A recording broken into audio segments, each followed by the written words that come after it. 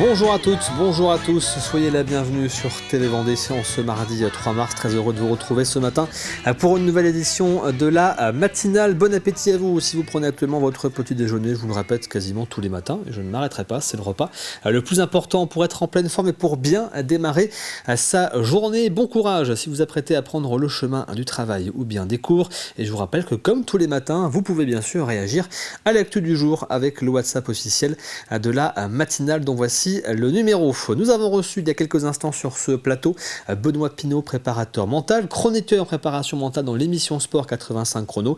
Il est venu nous présenter son dernier livre intitulé Une seconde avant de renaître. Vous pouvez maintenant retrouver son interview sur tvvendée.fr et sur la chaîne YouTube TV Vendée Actu.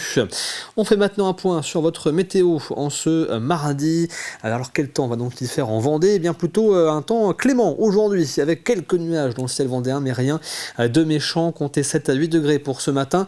Dans l'après-midi, les conditions resteront similaires à celles de ce matin. Les températures seront bien plus douces avec 16 degrés sur le littoral et 17 degrés dans les terres. On se tourne maintenant du côté des horaires des marées. Pour aujourd'hui, on commence dans le sud-ouest de la Vendée, au niveau de la Tranche-sur-Mer, avec une première basse mer prévue ce matin à 10h54, la suivante à 23h08.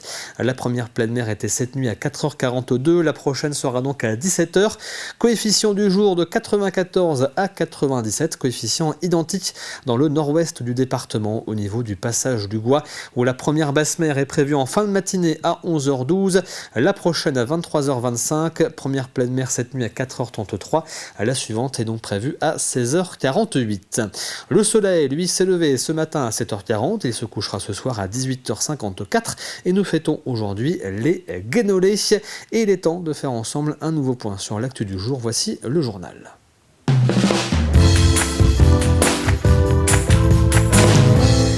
Le 24 février 2022, les forces militaires russes attaquaient l'Ukraine. Depuis 4 ans, le conflit fait rage et semble s'enliser de part et d'autre. Au début du conflit, 90 familles ukrainiennes ont trouvé refuge en Vendée.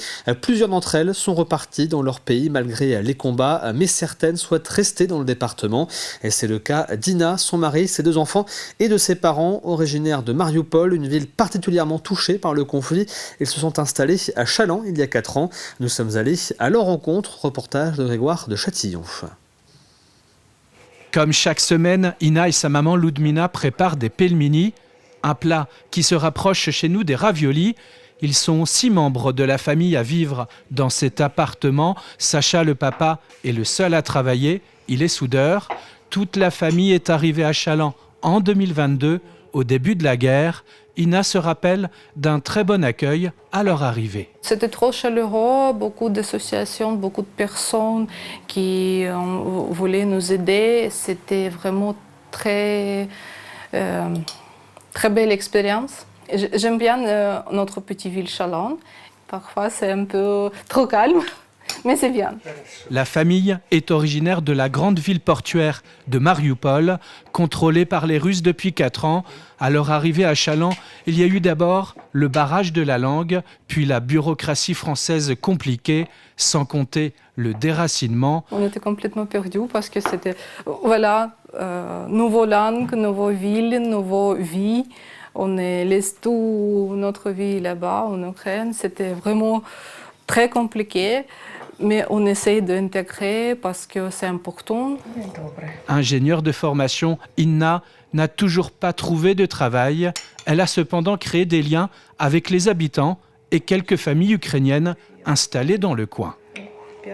Les enfants, il est plutôt très bien intégré ici en France. Il est parlé encore en ukrainien un peu, mais penser, écrire, et tout ça en français maintenant. Même avec un arrêt du conflit, la famille se voit désormais rester vivre ici, en France. Selon l'association Vendée-Ukraine, sur les 90 familles ukrainiennes arrivées en Vendée il y a 4 ans, 67 d'entre elles sont reparties dans leur pays, malgré la guerre qui sévit entre l'Ukraine et la Russie.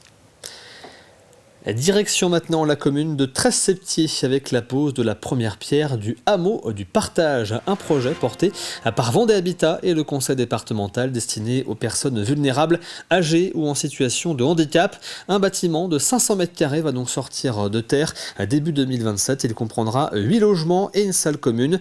Ce nouveau projet place la Vendée à la première place des départements en nombre d'habitats inclusifs avec 73 logements déjà réalisés.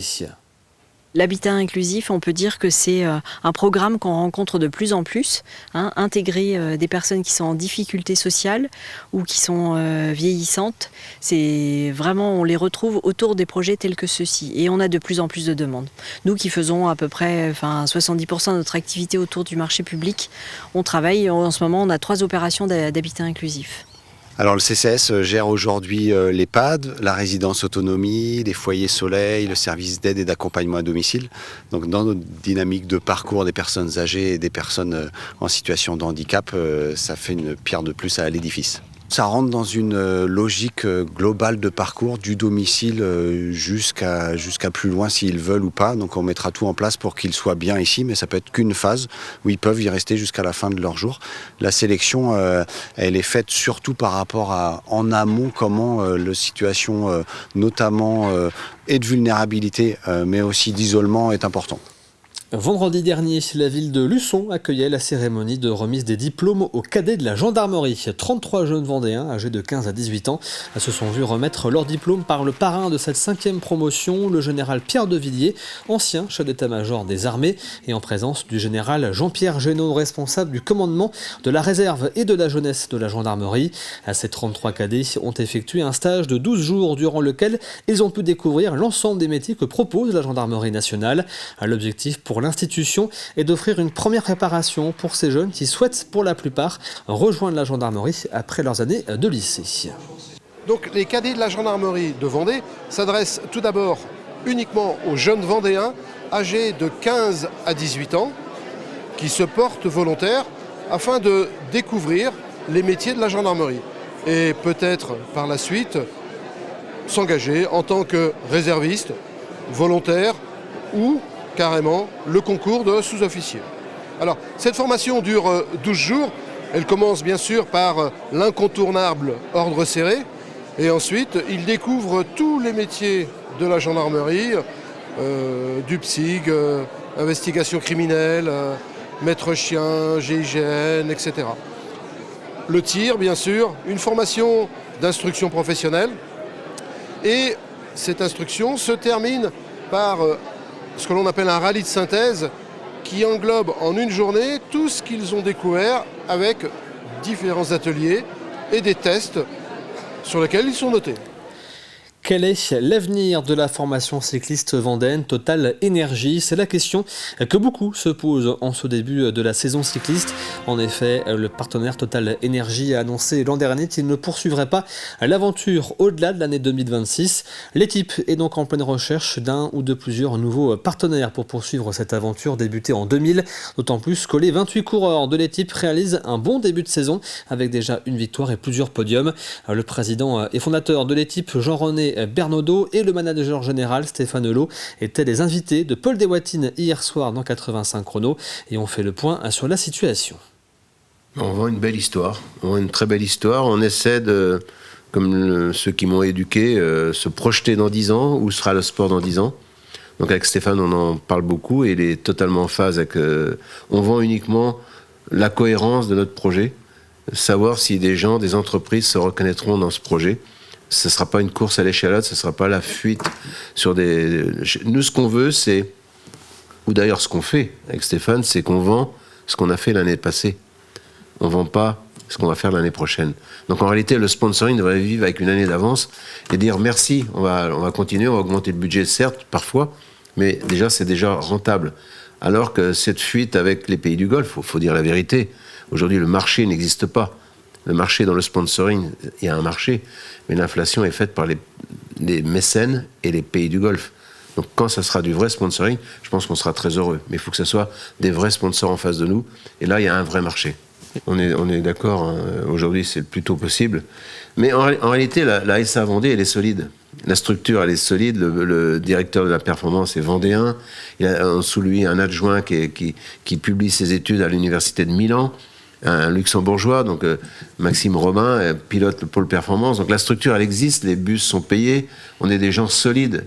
Et si demain, par malheur, on devait attendre septembre, on ferait une belle équipe. On fera une belle équipe quand même, puisqu'aujourd'hui, il faut quand même signaler que le cyclisme n'est pas très sérieux.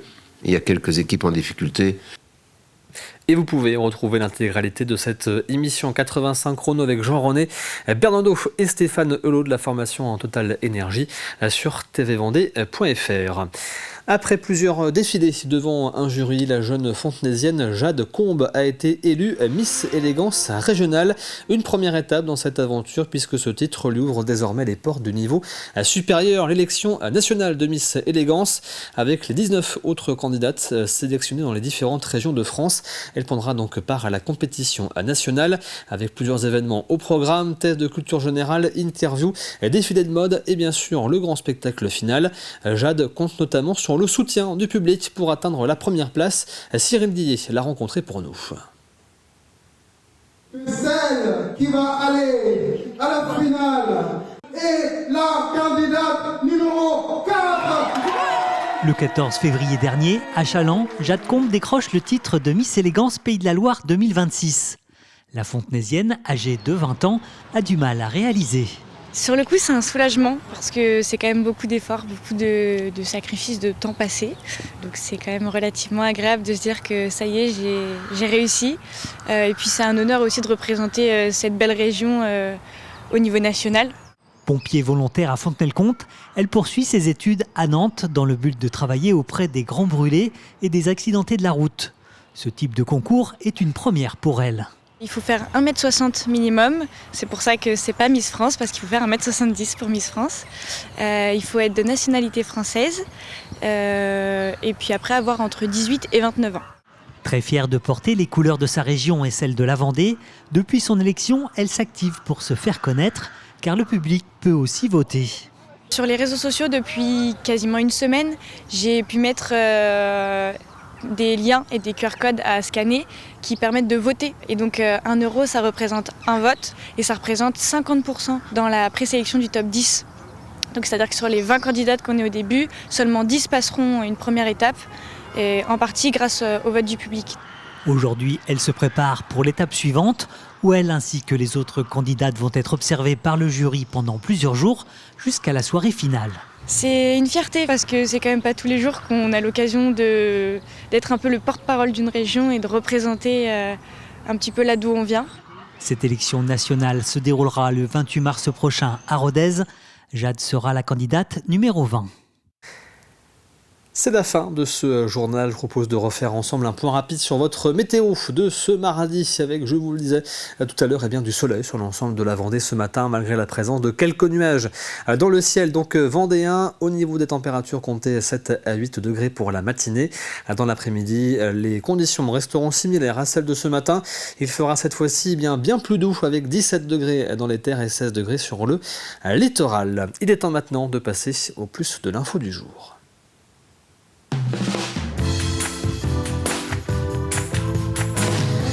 Et le plus de l'info revient sur cette opération Ici on cuisine, portée par le conseil régional qui décerne des labels fourchettes aux établissements qui travaillent des produits régionaux dans les cuisines de restauration collective. Dans ce cadre, le lycée Colette Lebray à Esnay a été récompensé et a obtenu le label Une fourchette. Regardez.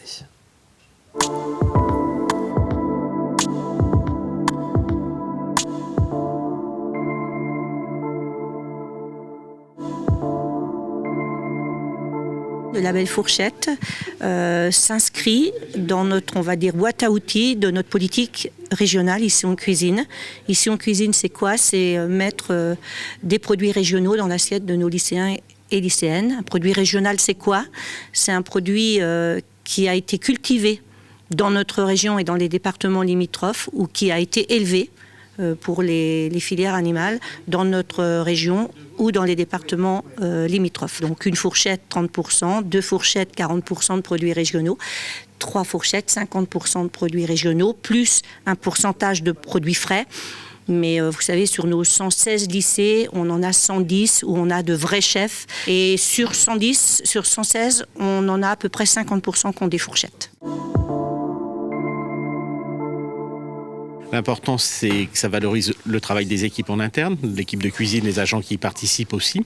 Mais ça valorise aussi le travail qui est fait avec les producteurs locaux. Donc on travaille beaucoup en régional, mais en local, ESNEC, Coex. Si je prends le cas par exemple des salades, des betteraves, on travaille avec un agriculteur qui est à moins de 2 km d'ici. C'est un travail dans le cadre de la cantine, mais c'est un travail égal dans les projets pédagogiques, la SVT. Les élèves de seconde vont en début d'année. Nous travaillons avec du bœuf de Coex. Nous sommes directement livrés de la ferme. Donc c'est du bœuf bio. On travaille avec des légumineuses d'Esnay. Le pain vient de la boulangerie d'Esnay. Les pâtes viennent de la Loire-Atlantique. Donc on essaye avec mon équipe, de cuisiner le plus possible et avec des produits locaux. Et on évite de prendre des produits transformés.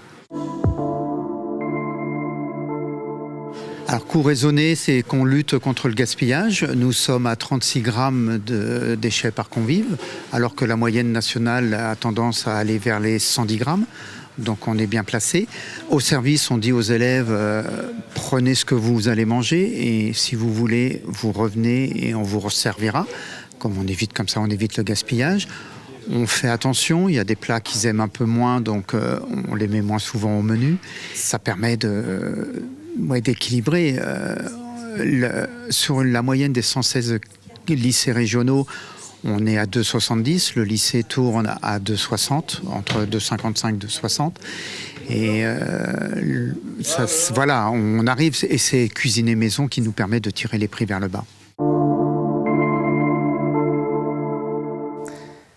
Et je vous rappelle que vous retrouvez bien sûr l'ensemble des plus de l'info sur tvvendée.fr. Comme tous les mardis, il est temps maintenant de parler ensemble de santé.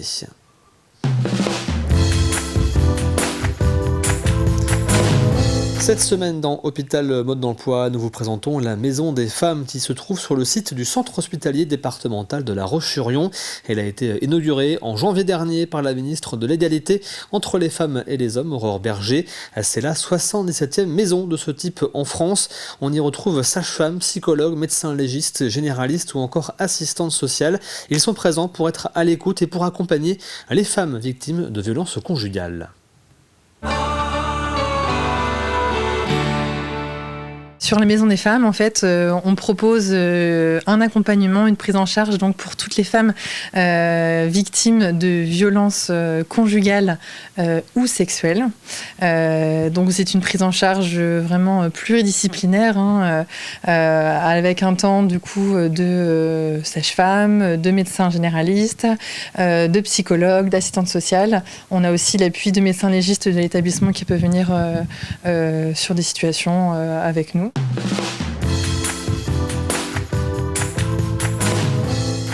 Les maisons des femmes, en fait, c'est une demande ministérielle. C'est inscrit dans le plan pour l'égalité entre les hommes et les femmes qui court de 2023 jusqu'à 2027, où chaque département doit être doté d'une maison des femmes, du coup, d'ici 2027. Et donc, c'était vraiment une demande ministérielle. Les maisons des femmes doivent être rattachées à un centre hospitalier départemental. Et donc, nous, ça fait bientôt 2 ans maintenant qu'on est sur le projet, qui est évidemment une demande importante, à la fois sur le territoire national, mais évidemment aussi en Vendée. Il y a déjà des structures qui existent pour accueillir les femmes qui peuvent être victimes de violences. Je pense notamment aux associations, donc Solidarité Femmes, le CIDFS, France Victimes. Plus il y a de dispositifs qui existent, évidemment, plus les femmes peuvent rentrer dans des structures et peuvent être prises en charge. L'intérêt, on va dire, la plus-value de la Maison des Femmes sur le centre hospitalier, c'est de pouvoir proposer quelque chose en plus, et notamment d'avoir le côté vraiment axé sur le soin.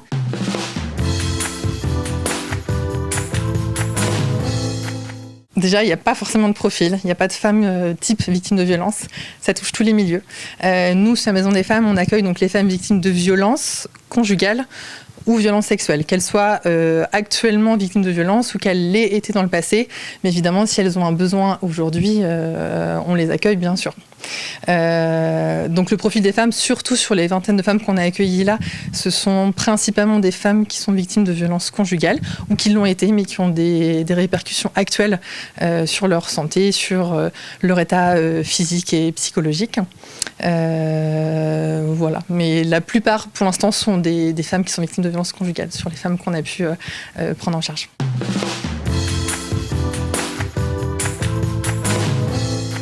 On a accueilli un peu plus d'une vingtaine de femmes pour l'instant. On a ouvert depuis le 19 janvier. C'est vrai que c'est déjà un bon nombre de femmes qui ont franchi les portes de la Maison des Femmes. On s'attendait à ça très sincèrement. On savait qu'il y avait des demandes. Les associations en fait nous avaient prévenus qu'on allait être sollicité. Donc voilà, on avait réfléchi à tout ça et donc on était prête évidemment pour accueillir ces femmes. Même si la structure est ouverte depuis pas longtemps, voilà, on a pu les accueillir de manière vraiment adaptée. Et ce nouveau numéro de Hôpital Mode d'Emploi en collaboration avec les hôpitaux de Vendée est également à retrouver sur la chaîne YouTube TV Vendée Actu. Voici maintenant l'extrait du jour.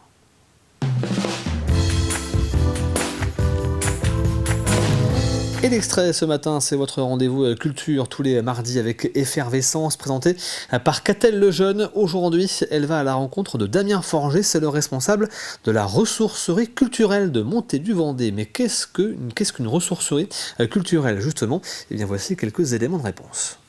Donc, la ressourcerie, pour ceux qui ne sauraient pas déjà ce que c'est, explique-nous en quoi ça consiste. C'est quoi ?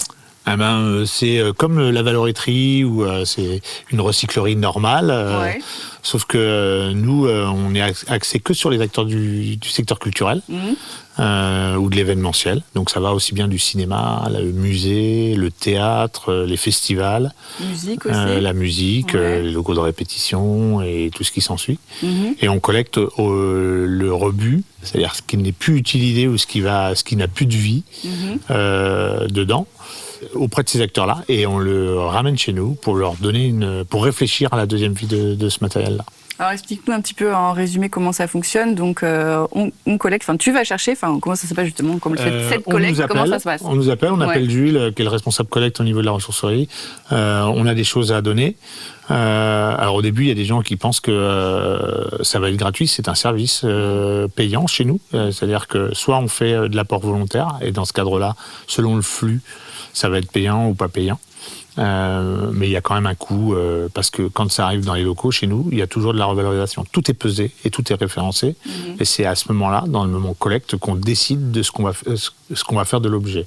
Soit il va rentrer en vente, soit on va dire c'est un rebut, ça ne pourra pas reprendre une deuxième vie chez nous, donc il va partir dans le recyclage, parce qu'on fait bien la différence chez nous entre le réemploi et le recyclage, c'est deux notions complètement différentes. D'accord.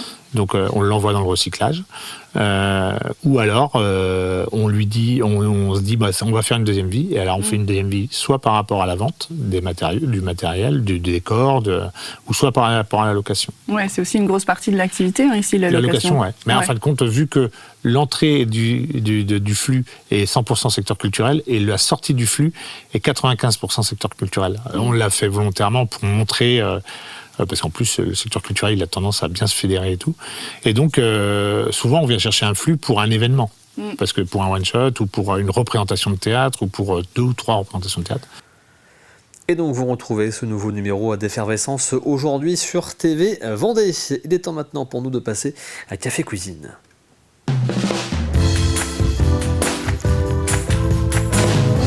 Et à gagner cette semaine dans Café Cuisine, je vous le rappelle, c'est un panier garni, un panier gourmand même, offert par le restaurant Le Casse-Croûte Vendéen. Pour espérer le remporter, il vous faut trouver la réponse à la question de la semaine que voici. Quel parc de loisirs vendéen est en pleine transformation pour plonger ses visiteurs dans l'univers du western? Je vous rappelle le premier indice donné hier, ce parc se trouve à quelques minutes de l'océan, entre forêt et sensations fortes. Voici l'indice du jour. Dans ce parc, on peut y grimper. On peut grimper dans les arbres, mais aussi y filer à toute vitesse sur des tyroliennes géantes. Je répète, on peut y grimper dans les arbres, mais aussi y filer à toute vitesse sur des tyroliennes géantes. Vous avez jusqu'à vendredi midi pour tenter votre chance. Vous connaissez bien sûr le fonctionnement. Un rendez-vous sur tvvendée.fr, rubrique le jeu de la matinale. Vous retrouvez la question et l'ensemble des indices jour après jour.